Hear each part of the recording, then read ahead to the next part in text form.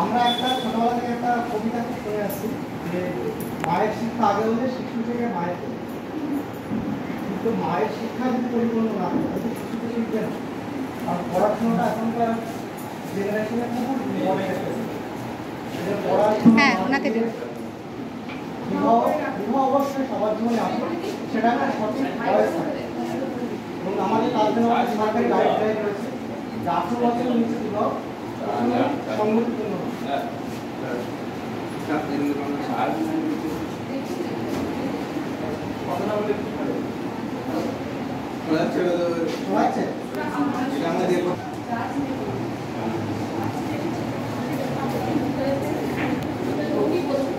বিবাহ তো গাইডলাইন রয়েছে, আমরা সবাই জানি।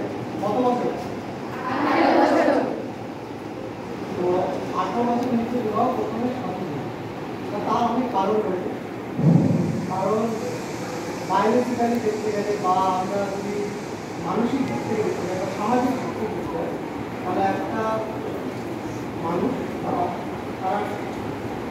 পরিপূর্ণভাবে কখন 18 বছর নিচ্ছে, সেখানে যেটা আমাদের সরকারের পক্ষে 18 বছর উপরে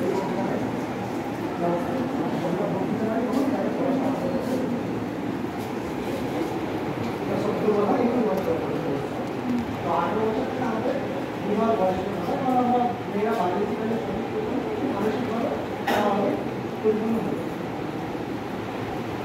তো সেখানে আমরা কখনোই 18 নিচে বিবাহ করি, এই মানসিকতা সবার মধ্যে রাখে। এবার হয়তো অনেকের বাড়িতে চাপ দেয়, সেটা আর্থিকভাবে হোক বা সামাজিকভাবে অনেকে মানসিক বিবাহ করে।